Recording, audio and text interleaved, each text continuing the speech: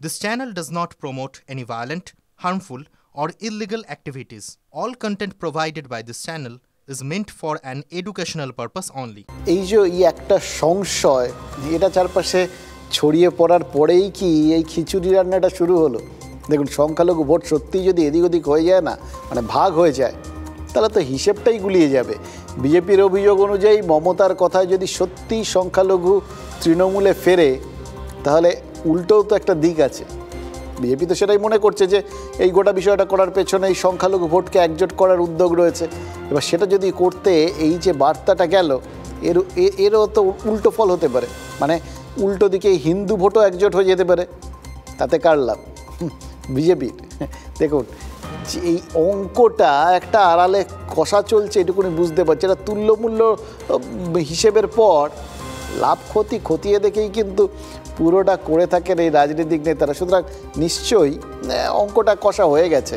যে তিনটে প্রতিষ্ঠানের নাম মমতা বন্দ্যোপাধ্যায় নিয়েছেন, সেগুলো তো বাঙালির দৈনন্দিন জীবনযাপনের অঙ্গ।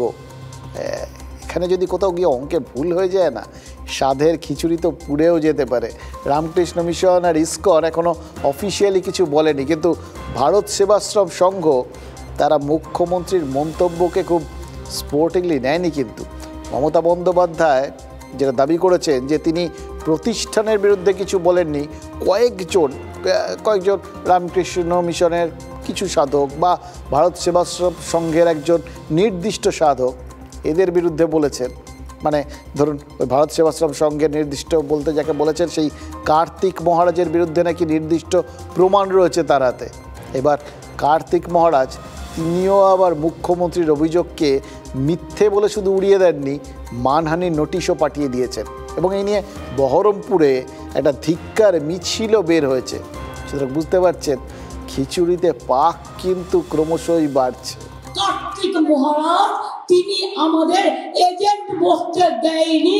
তৃণমূল কংগ্রেসের ভোটের দুদিন আগে মুর্শিদাবাদে যে দাঙ্গাটা করিয়েছিলেন তার হোতা ছিলেন উনি।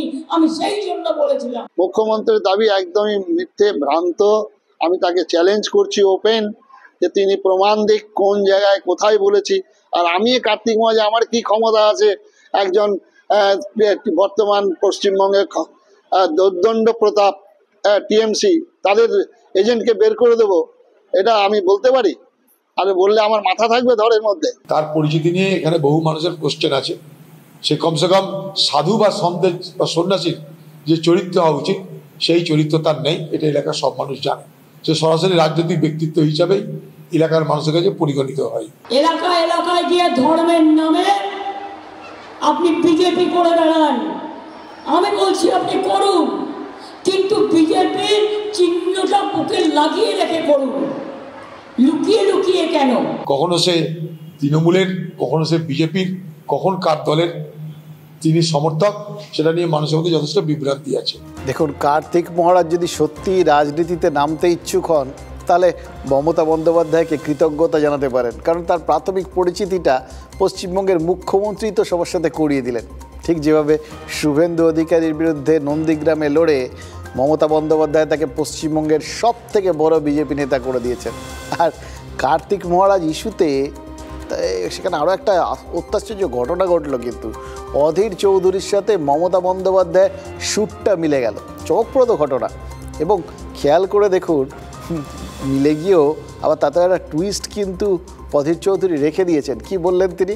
বললেন উনি কখন বিজেপি কখন তৃণমূল সেটা তো বোঝা যায় না। মানে অপশান দুটো, তৃণমূল বিজেপি, বিজেপি তৃণমূল। এটা বলতে গিয়ে আবার সেই জোটসঙ্গী, এখানকার জোটসঙ্গী, ওপরেও জোটসঙ্গী, কিন্তু এখানটা নিয়ে তিনি যথেষ্ট বেশি উদ্যোগী। সুতরাং এই জোটসঙ্গীদের যে বক্তব্য, সেই সেটিং তত্ত্ব, সেটাকেই কি মান্যতা দিয়ে দিলেন অধীর চৌধুরী? দেখুন, মমতা বন্দ্যোপাধ্যায়কে নিয়ে এমনিতে নিজের দলের মল্লিকার্জুন খাড়গে সভাপতি, তার সাথে অধীর চৌধুরীর মতের মিল কিছুতেই হয়নি, পুরো উল্টো দিকে হেঁটেছেন। আবার কার্তিক মহারাজকে নিয়ে মমতা অধীর বক্তব্য এক সুরে বইছে, যদিও তার মধ্যে একটু টুইস্ট আছে। মানে রাজনীতিতে সব কিছু দেখে শুনে মনে হচ্ছে না যে একটা জগা খিচুড়ি হয়ে গেছে। তবে খিচুড়িটাও নির্দিষ্ট সময় কিন্তু উনুন থেকে নামাতে হয়, নাহলে পুড়ে যাওয়ার আশঙ্কা থাকে। এবার আমরা তো মনে হচ্ছে ধোঁয়া দেখতে শুরু করেছি সবাই। এবার আগুন লাগা বা পুড়ে যাওয়ার পোড়া গন্ধ বেরোনোর আগে কয়েকটা কথা বরঞ্চ বলেই ফেলি, যে কথাগুলো আজ না বললেই নয়।